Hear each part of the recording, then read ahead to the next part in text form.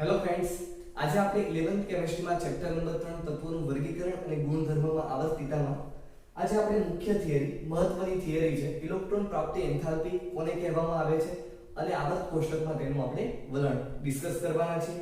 સૌથી પહેલા મિત્રો આપણે તેની વ્યાખ્યા જોઈએ કે ઇલેક્ટ્રોન પ્રાપ્તિ એન્થાલ્પી એ શું છે અથવા તો તેની આપણે વ્યાખ્યા જોઈએ કે ઇલેક્ટ્રોન પ્રાપ્તિ એન્થાલ્પી જ્યારે વાયુ તટસ્થ પરમાણુમાં ઇલેક્ટ્રોન્સ થી દાખલ કરવામાં આવે અથવા તો ઉમેરવામાં આવે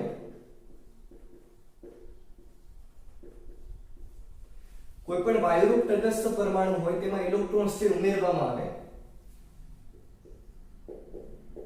ત્યારે તે ઋણ આયન બને છે।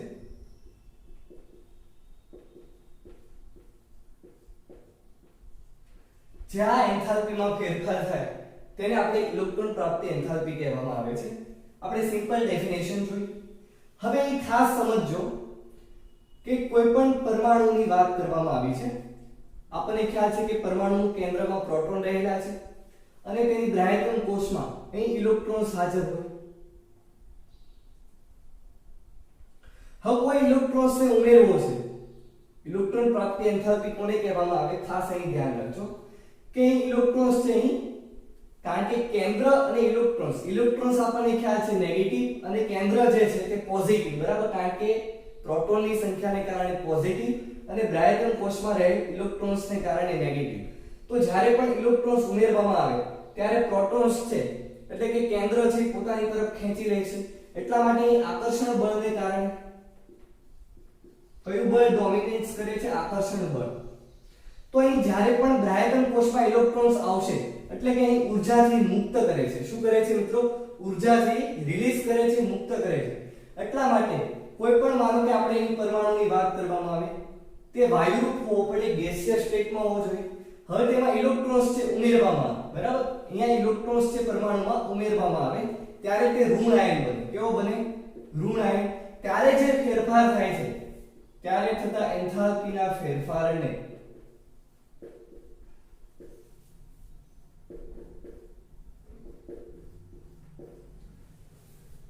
ઇલેક્ટ્રોન પ્રાપ્તિ એન્થાલ્પી કહેવામાં આવે છે।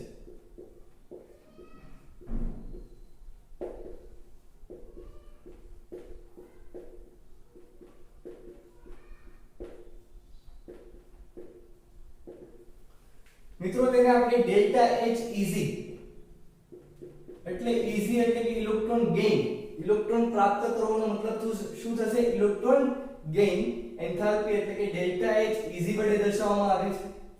મિત્રો અહીં ખાસ અહીં ધ્યાન રાખજો કે ઇલેક્ટ્રોન્સ વચ્ચે અહીં ઇલેક્ટ્રોન વચ્ચે અપાકર્ષણ બળ જોવા મળે। જ્યારે પણ અપાકર્ષણ બળ થાય ત્યારે ઇલેક્ટ્રોન્સ થી દૂર થાય છે। એટલા માટે અહીં તટસ્થ પરમાણુમાં ઇલેક્ટ્રોન્સ છે તે ઉમેરાશે નહીં, કારણ કે હમણાં જ આપણે આગળ ડિસ્કસ કરવાના છે કે ઇલેક્ટ્રોન વચ્ચે અપાકર્ષણ બળ પણ જોવા મળે। અહીં જ્યારે પણ આકર્ષણ બળ જોવા મળે ત્યારે ઇલેક્ટ્રોન્સ છે તે તટસ્થ પરમાણુમાં ઉમેરાશે અને તે કેવો બનશે? ઋણ આયન બનશે। એટલા માટે જે પણ કાંઈ ઇલેક્ટ્રોન પ્રાપ્તિ એન્થાલ્પીનો જે ફેરફાર થાય તેને આપણે ઇલેક્ટ્રોન પ્રાપ્તિ એન્થાલ્પી છે એ કહેવામાં આવે છે। પરંતુ અહીં ખાસ ધ્યાન રાખો મિત્રો કે અહીં આકર્ષણ બળ અથવા તો અપાકર્ષણ બળ ડોમિનેન્સ છે એ કરી શકે છે। જ્યારે પણ આકર્ષણ બળ થાય, તમે આગળ ફિઝિક્સમાં ભણશો કે ત્યારે જે પ્રણાલીની ઊર્જા જે છે એ ઘટશે, એટલા માટે તેની સ્થાયીતા છે એ વધારો થશે અને આ બંને વચ્ચે અપાકર્ષણ જ્યારે થાય ઇલેક્ટ્રોન વચ્ચે ત્યારે એક પ્રકારની જે એની ઊર્જા હોય તેમાં વધારો થશે એટલે કે એની સ્થાયીતા છે એ ઘટશે। તો મિત્રો અહીં ખાસ સમજવું કે જે ઇલેક્ટ્રોન પ્રાપ્તિ એન્થાલ્પી છે એનું માપન કરવામાં આવે કોઈ પણ પરમાણુનું ત્યારે તેને આપણે કયા એકમમાં દર્શાવવામાં આવે? ત્યારે જે ડેલ્ટા H ઇજી જે છે ઇલેક્ટ્રોન પ્રાપ્તિ એન્થાલ્પીનો આપણે એકમ જોઈએ તો તેને ઇલેક્ટ્રોન વોલ્ટ પર એટમ એટલે કે કોઈ પણ પરમાણુ હોય તેને ઇલેક્ટ્રોન વોલ્ટમાં તેની ઊર્જાથી માપન કરી શકાય અથવા તો કિલો જૂલ પર મોલ એટલે કે એક મોલ પરમાણુ છે એ કેટલી ઊર્જા છે એ મુક્ત કરશે તેને આપણે કિલો જૂલમાં પણ આપણે દર્શાવી શકાય છે। તો મિત્રો આપણે સિમ્પલ ટર્મ્સ જોઈ કે ઇલેક્ટ્રોન પ્રાપ્તિ એન્થાલ્પી એ શું છે. સૌથી પહેલી જ્યારે ઇલેક્ટ્રોન્સ જ્યારે ઉમેરાય છે ત્યારે તે બ્રાયટન કોષમાં આવીને ઇલેક્ટ્રોન્સ એક પ્રકારની ઉર્જાથી મુક્ત કરે છે. એટલા માટે આપણે અહીં કહી શકાય કે એનો ડેલ્ટા H છે જ્યારે પણ ઉર્જા મુક્ત થાય ઉષ્મા શ્રેપક પ્રક્રિયા થઈ એટલા માટે ડેલ્ટા H શું થશે નેગેટિવ થશે. બરાબર. ડેલ્ટા H એ પોઝિટિવ પણ શક્ય છે, ઉષ્મા શોષક પ્રક્રિયા પણ શક્ય છે. એ હમણાં આપણે આગળ ડિસ્કસ કરીએ કે કયા કયા પરિબળ પર અસર કરે ત્યારે હું તમને કહીશ કે ક્યારે ડેલ્ટા H એ પોઝિટિવ થાય. અત્યારે તો સૌથી પહેલા ઇલેક્ટ્રોન્સ ઉમેરવામાં આવે ત્યારે ઉર્જાથી મુક્ત થાય છે એટલા માટે ડેલ્ટા H શું બને છે નેગેટિવ. ત્યાર પછી મિત્રો હવે આપણે આગળ વધીએ. હવે આ છે મિત્રો આપણે સિમ્પલ ટર્મ્સ કે ઇલેક્ટ્રોન પ્રાપ્તિ એન્થાલ્પી એ શું છે. હવે આપણે પ્રથમ દ્વિતીય અથવા તો તૃતીય ઇલેક્ટ્રોન પ્રાપ્તિ એન્થાલ્પીના મૂલ્યો આપણે ક્રમમાં જોઈએ તો કઈ રીતે આગળ વધશે તે હવે આપણે જોઈએ.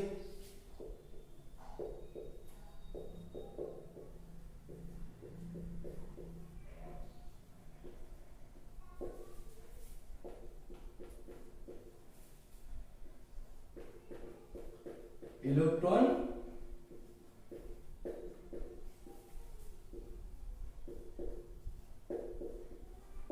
પ્રાપ્તિ એન્થાલ્પીના મૂલ્યો છે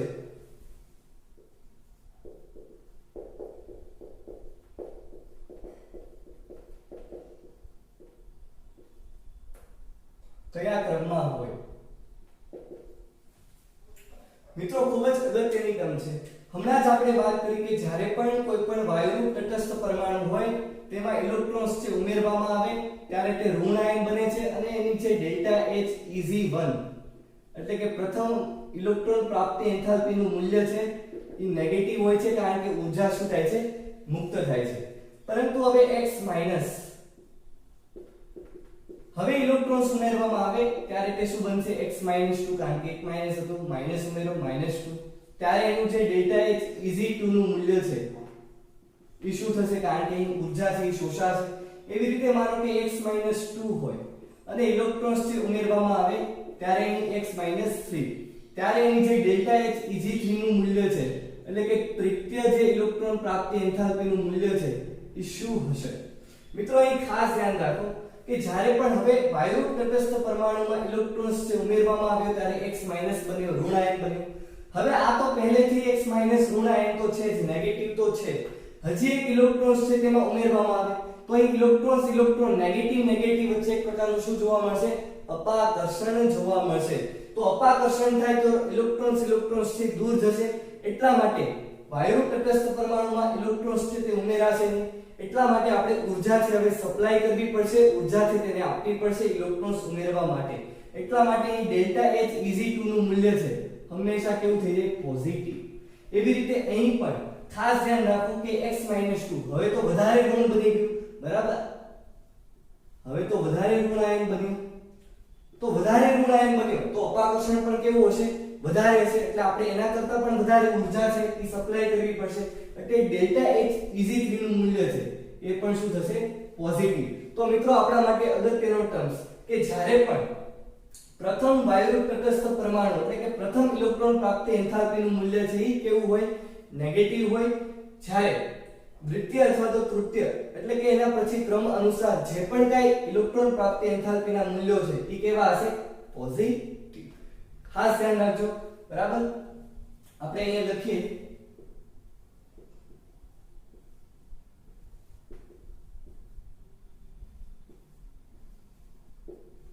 પ્રથમ ઇલેક્ટ્રોન પ્રાપ્ત એન્થાલ્પીનું મૂલ્ય એ કેવું હશે નેગેટિવ. બરાબર. એટલે કે ઋણ હશે.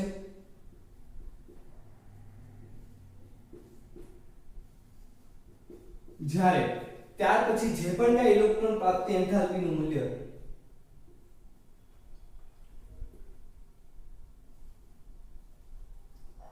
આપણે લખીએ કે ત્યાર પછી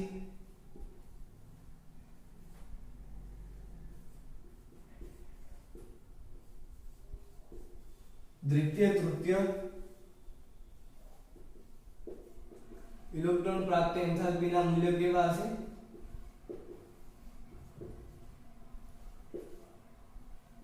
ધન હોય છે. તો મિત્રો આપણા માટે આ ખૂબ જ અગત્યની ટર્મ્સ છે કે પ્રથમ ઇલેક્ટ્રોન્સ જ્યારે પણ ઉમેરવામાં આવે ત્યારે શું થશે કે ઋણાયન બનશે, ઊર્જા છે એ મુક્ત થશે. એટલા માટે ડેલ્ટા H Eg1 નું મૂલ્ય કેવું હશે? નેગેટિવ. પરંતુ હવે ઇલેક્ટ્રોન્સ છે X માઈનસમાં ઉમેરવામાં આવે, વાયુરૂપ પરમાણુમાં ઉમેરવામાં આવે ત્યારે એક પ્રકારનો શું થઈ ગયો છે? ઇલેક્ટ્રોન વચ્ચે અપાકર્ષણ છે ડોમિનેટ થશે. એટલા માટે આપણે ઊર્જા છે સપ્લાય કરવી પડશે, બરાબર. અને એવી રીતે વધારે જે પણ કઈ delta H Eg3 delta H Eg4 એટલે કે ચતુર્થ ઇલેક્ટ્રોન પ્રાપ્ત એન્થાલ્પીનું મૂલ્ય ધીરે ધીરે વધતું જશે. એટલે કે તેમાં આપણે ઊર્જા છે સપ્લાય કરવી પડશે, એટલે કે પોઝિટિવ બનશે. આમ પ્રથમ ઇલેક્ટ્રોન પ્રાપ્ત એન્થાલ્પીનું મૂલ્ય એ કેવું હશે? ઋણ. બાકીની જે પણ કઈ ઇલેક્ટ્રોન પ્રાપ્ત એન્થાલ્પીના મૂલ્યો હશે તે કેવા હશે? ધન. ત્યાર પછી મિત્રો આપણે આ ટર્મ્સ છે તે કોપી કરો, જે પણ કઈ અહીં વર્ડ્સ લખેલા છે, કારણ કે ખૂબ જ ઇમ્પોર્ટન્ટ છે એમસીક્યુ માટે પણ. લખો.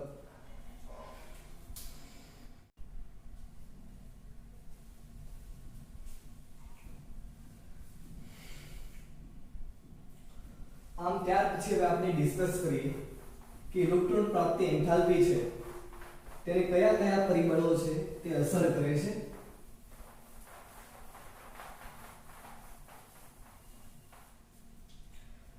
હવે મિત્રો આપણે ડિસ્કસ કરીએ કે ઇલેક્ટ્રોન પ્રાપ્તિ એન્થાલ્પી છે તેને કયા કયા પરિબળો છે અસર કરે.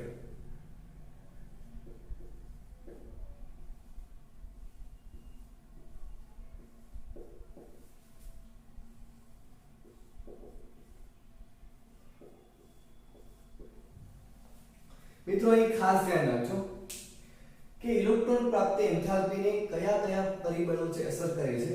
એમાં સૌથી પહેલું પરિબળ છે કેન્દ્રીય વીજભાર.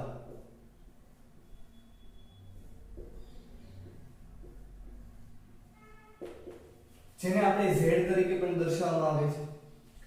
મિત્રો આપણને ખ્યાલ છે કે કેન્દ્રનો વીજભાર ક્યારે વધે? પ્રોટોનની સંખ્યા વધે. પ્રોટોનની સંખ્યા માનો કે આ પરમાણુ છે, હવે અહીં પ્રોટોનની સંખ્યા છે એટલે કે ધન ચાર્જ છે વધુ છે, એટલે અહીં જ્યારે પણ ઇલેક્ટ્રોન્સ થી દાખલ થશે ત્યારે કેન્દ્રનું બળ વધુ હોવાથી તે ઇલેક્ટ્રોન્સને આકર્ષણ કરી લેશે અને તેની બ્રાયટન કોષમાં સમાવેશ કરી લેશે.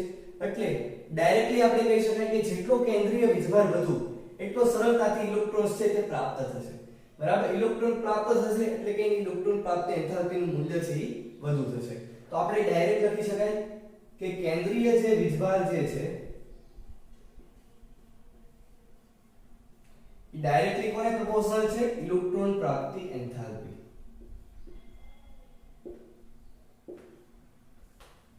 બીજું જે ફેક્ટર જે છે પરમાણુનું કદ. મિત્રો આપણે કદમાં બે આપણે ડિફરન્સ જોઈએ, એક છે છોટું અને એક છે મોટું. બતાવો કે છોટું નું અંતર અથવા તો મોટું, બરાબર. અહીં ઇલેક્ટ્રોન્સ જે રહેલા છે તેમાં કોનું અંતર વધારે છે?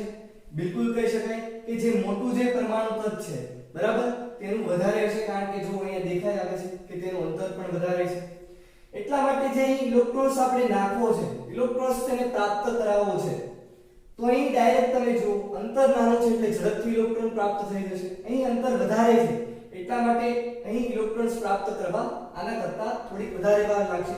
એટલે આપણે ડાયરેક્ટલી કહી શકાય કે અહીં જે ઇલેક્ટ્રોન પ્રાપ્તિ એન્થાલ્પી જે છે એ ઇન્વર્સલી પ્રોપોર્શનલ કોની છે? પરમાણુનું કદ. પરમાણુનું કદ જેટલું છે એ વધારે હશે એટલી એની ઇલેક્ટ્રોન પ્રાપ્તિ એન્થાલ્પી ઓછી. પરમાણુનું કદ જેટલું નાનું હોય એટલી એની ઇલેક્ટ્રોન પ્રાપ્તિ એન્થાલ્પી શું હોય? વધારે હોય. ત્યાર પછી મિત્રો આપણે ત્રીજો ટર્મ જે છે તે આપણા માટે ખૂબ જ ઇમ્પોર્ટન્ટ છે કે ઇલેક્ટ્રોનીય રચના. ખાસ અહીં ધ્યાન રાખજો મિત્રો, ઇલેક્ટ્રોનીય રચના.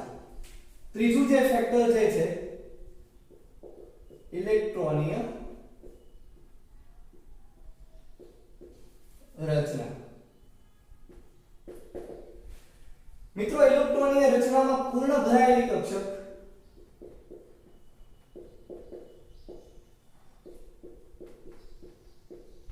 અને બીજી અર્ધ ભરાયેલી કક્ષક.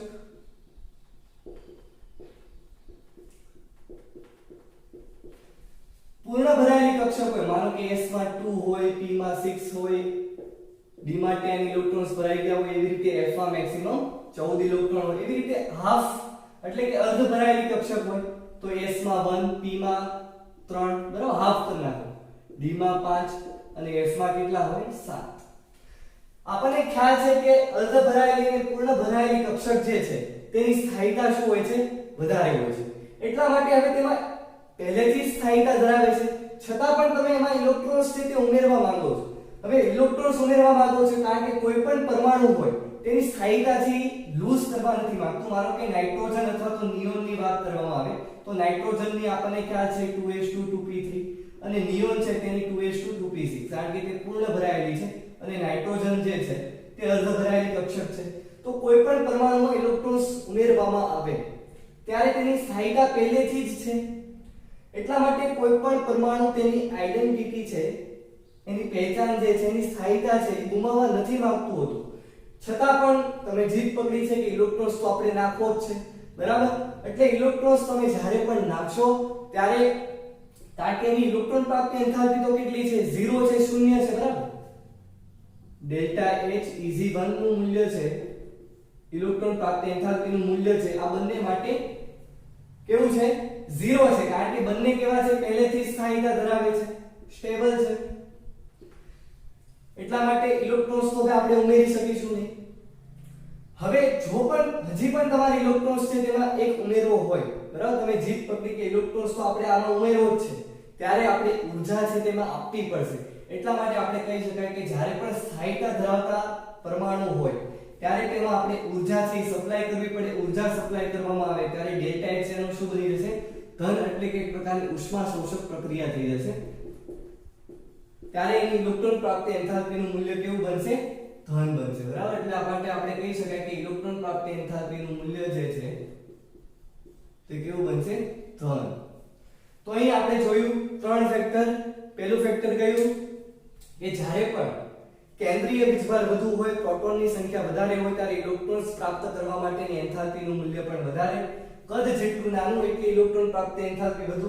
અને જ્યારે પણ સ્થાયીતા ધરાવતી ઇલેક્ટ્રોનની રચના હોય, અર્ધ ભરાયેલી અને પૂર્ણ ભરાયેલી કક્ષક હોય, ત્યારે તેમાં ઇલેક્ટ્રોન પ્રાપ્ત કરવા માટે આપણે વધારે ઊર્જા છે સપ્લાય કરવી પડે. એટલા માટે ડેલ્ટા H પોઝિટિવ બનશે, એક પ્રકારની ઉષ્મા શોષક, અને ઇલેક્ટ્રોન પ્રાપ્તિ એન્થાલ્પીનું મૂલ્ય પણ કેવું બનશે? ધન. ત્યાર પછી હવે આપણે મિત્રો ડિસ્કસ કરીએ કે આવર્ત કોષ્ટકમાં વલણ છે ઇલેક્ટ્રોન પ્રાપ્તિ એન્થાલ્પીનું મૂલ્ય ડાબીથી જમણી બાજુ તરફ જતા ઘટે કે વધે? ઉપરથી નીચે તરફ જતા આવર્ત કોષ્ટકમાં ઇલેક્ટ્રોન પ્રાપ્તિ એન્થાલ્પીનું મૂલ્ય વધે કે ઘટે? હવે આપણે ડિસ્કસ કરીએ. મિત્રો આપણે જોયું કે ઇલેક્ટ્રોન પ્રાપ્તિ એન્થાલ્પીને કયા કયા પરિબળો અસર કરે છે. ત્યાર પછી મિત્રો આપણે ડિસ્કસ કરીએ કે આવર્ત કોષ્ટકમાં ઇલેક્ટ્રોન પ્રાપ્તિ એન્થાલ્પીનું વલણ.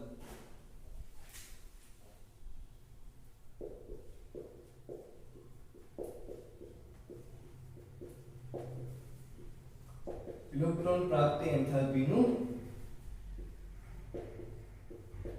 વલણ. હવે મિત્રો આપણને ખ્યાલ છે કે જ્યારે પણ આપણે ડાબીથી જમણી બાજુ તરફ જઈએ તેમ પ્રોટોનની સંખ્યા છે ધીરે ધીરે વધતી જાય, બરાબર. પરમાણુમાં શું થશે? પ્રોટોનની સંખ્યા છે વધતી જશે. એટલા માટે અહીં ઇલેક્ટ્રોન્સ હવે આપણે ઉમેરાશું તો ઇલેક્ટ્રોન્સ છે અહીં કેન્દ્રીય વીજભાર વધતો જાય છે એટલે ઇલેક્ટ્રોન્સ છે એ કેન્દ્રની તરફ આકર્ષણ કરી લે છે. એટલા માટે ઇલેક્ટ્રોન્સ થી સરળતાથી ઉમેરાઈ જશે. એટલે ડાબીથી જમણી બાજુ તરફ જતા આપણને ખ્યાલ છે તેમ કે કેન્દ્રીય વીજભારનું મૂલ્ય શું થાય? વધે. વધે કેન્દ્રીય વીજભાર તો ડાયરેક્ટલી પ્રોપોર્શનલ હતું, એટલા માટે ઇલેક્ટ્રોન પ્રાપ્તિ એન્થાલ્પીનું મૂલ્ય પણ શું થાય? વધે. તેવી રીતે સમૂહમાં ઉપરથી નીચે તરફ જતા આપણને ખ્યાલ છે કે કદ છે એ ધીરે ધીરે મોટું થતું જાય છે. હમણાં જ આપણે ડિસ્કસ કર્યું કે જેટલું પરમાણુનું કદ મોટું હશે, બરાબર, પરમાણુનું કદ શું થઈ ગયું? હવે વધી ગયું. એટલા માટે ઇલેક્ટ્રોન્સ છે તે સરળતાથી એમાં દાખલ થશે ને ઊર્જા છે મુક્ત કરશે ને.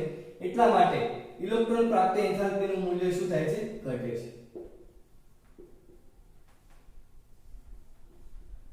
બરાબર. ઉપરથી નીચે તરફ જતા ઇલેક્ટ્રોન પ્રાપ્તિ એન્થાલ્પીનું મૂલ્ય ઘટે અને ડાબીથી જમણી બાજુ તરફ જતા ઇલેક્ટ્રોન પ્રાપ્તિ એન્થાલ્પીનું મૂલ્ય વધે. આ તો થયો જનરલી ટ્રેન્ડ્સ કે સામાન્ય રીતે આપણે આવી રીતે ઇલેક્ટ્રોન પ્રાપ્તિ એન્થાલ્પીને આપણે વલણ છે દર્શાવી શકાય છે. હવે આપણે મિત્રો એક્સેપ્શન છે આપણા માટે ખૂબ જ ઇમ્પોર્ટન્ટ છે. હવે આપણે પહેલું એક્સેપ્શન છે આવર્તમાં જોઈ કે જ્યારે પણ આવર્તની વાત કરવામાં આવે, આવર્ત આપણે બીજો લઈએ, બીજા આગળમાં આપણે બોરોન, કાર્બન, નાઇટ્રોજન, ઓક્સિજન અને ફ્લોરિન અને ફાઇનલી આપણે નિયોનની ડિસ્કસ કરીએ કે આમાં ઇલેક્ટ્રોન પ્રાપ્તિ એન્થાલ્પીનું મૂલ્ય છે એ કોનું વધારે હશે. આપણે અત્યારે જોયું કે ડાબીથી જમણી બાજુ તરફ જતા જે ઇલેક્ટ્રોન પ્રાપ્તિ એન્થાલ્પીનું મૂલ્ય છે એ વધે છે, એટલે બોરોન કરતા કાર્બન, કાર્બન કરતા નાઇટ્રોજન, નાઇટ્રોજન કરતા ઓક્સિજન અને ફ્લોરિન કરતા નિયોનનું મૂલ્ય વધુ હશે. પરંતુ પહેલા જ આપણે કીધું કે ધીસ ઇઝ ધ અપવાદ કેસ, એક્સેપ્શન છે, એ તમારે યાદ રાખવું પડશે. અહીં નાઇટ્રોજનની ઇલેક્ટ્રોનની રચના જુઓ તો હમણાં જ આપણે જોયું કે 2s2 2p3 બરાબર અર્ધ ભરાયેલી છે. એવી રીતે નિયોનની ઇલેક્ટ્રોનની રચના તમે જુઓ તો 2s2 2p6 છે. એટલા માટે અહીં ખાસ ધ્યાન રાખો કે નાઇટ્રોજન છે જે છે અર્ધ ભરાયેલી કક્ષક ધરાવે છે, એવી રીતે નિયોન છે પૂર્ણ ભરાયેલી કક્ષક છે. એટલે આ બંને છે એક પ્રકારના સ્થાયીતા છે, પહેલેથી જ તેમાં સ્થાયીતા ધરાવે છે. હવે તે ઇલેક્ટ્રોન્સ લેવા પણ નથી માંગતા, ઇલેક્ટ્રોન્સ ગુમાવવા પણ નથી માંગતા, પરંતુ આપણે તો ઇલેક્ટ્રોન્સ નાખવો જ છે. એટલા માટે બોરોન કરતા આપણે જનરલી આપણે જોઈએ તો બોરોન કરતા કાર્બન છે ડાબીથી જમણી બાજુ તરફ જતા વધે, પરંતુ નાઇટ્રોજન છે એ અર્ધ ભરાયેલી કક્ષક છે, એટલે એમાં આપણે ઇલેક્ટ્રોન્સ છે એ પ્રાપ્ત કરવા માટે ઊર્જા છે આપણે આપવી પડશે. એટલા માટે નાઇટ્રોજન કરતા કાર્બનની વધારે. ફરીથી આપણો પાછો જનરલી ફ્રેન્ડ્સ ઓક્સિજન, બરાબર, ઓક્સિજન કરતા પાછું કોણ આવશે? ફ્લોરિન. પરંતુ અહીં ખાસ ધ્યાન રાખો, નિયોન પરમાણુનું કદ આપણે જાણીએ છીએ કે સૌથી વધારે મેક્સિમમ ધરાવે છે અને પૂર્ણ ભરાયેલી કક્ષક છે. એટલા માટે ઇલેક્ટ્રોન પ્રાપ્તિ એન્થાલ્પીનું મૂલ્ય છે એ નિયોનનું સૌથી ઓછું થશે. એટલા માટે આપણે આને સામાન્ય રીતે ડાયરેક્ટલી એમસીક્યુ માં આપણે પૂછાયેલું હોય કે બીજા આગળની ઇલેક્ટ્રોન પ્રાપ્તિ એન્થાલ્પીનું મૂલ્ય આપણને જણાવો, ત્યારે સૌથી વધારે કોણ હશે? અહીં ધ્યાન રાખો ફ્લોરિન, ત્યાર પછી ઓક્સિજન, પછી કોણ આવશે મિત્રો? કાર્બન, બોરોન, નાઇટ્રોજન અને નિયોન. તો આ થયો સિમ્પલ ક્રમ, ઇલેક્ટ્રોન પ્રાપ્તિ એન્થાલ્પીનો ક્રમ. ત્યાર પછી મિત્રો હવે આપણે ત્રીજા આગળમાં પણ તમને હોમવર્કમાં આપવામાં આવે છે કે જે એલ્યુમિનિયમ વાળી જે શ્રેણી જે છે, બરાબર, કે જે બોરોન પછીથી અહીંથી શરૂઆત થાય, બરાબર, કે એલ્યુમિનિયમ થી શરૂઆત થાય તો એનો ઇલેક્ટ્રોન પ્રાપ્તિ એન્થાલ્પીનો ક્રમ છે એ શું હશે? એલ્યુમિનિયમ, સિલિકોન, ફોસ્ફરસ, બરાબર, સલ્ફર, ક્લોરીન. તો એ તમારે હોમવર્ક છે. તો અહીં આપણે આજે ઇલેક્ટ્રોન પ્રાપ્તિ એન્થાલ્પી ખૂબ જ ઇમ્પોર્ટન્ટ ટર્મ્સ આપણે આજે ભણ્યા છે, કારણ કે થ્રુ આઉટ 12 સાયન્સમાં પણ ઉપયોગી છે. જે પી બ્લોક્સ એલિમેન્ટ્સ જે પણ કઈ બ્લોક્સ આવશે, બરાબર, પી વિભાગ, એસ વિભાગ, એમાં આ ટર્મ્સનો આપણે ઉપયોગ છે એ કરવો જરૂરી છે. એટલા માટે ખાસ આ વિડિયો લેક્ચર્સ છે તે 2 વખત જુઓ. આ જે લેક્ચર જે છે, બરાબર, જો તમને ગમ્યો હોય વિડિયો તો તેને લાઈક કરો, શેર કરો.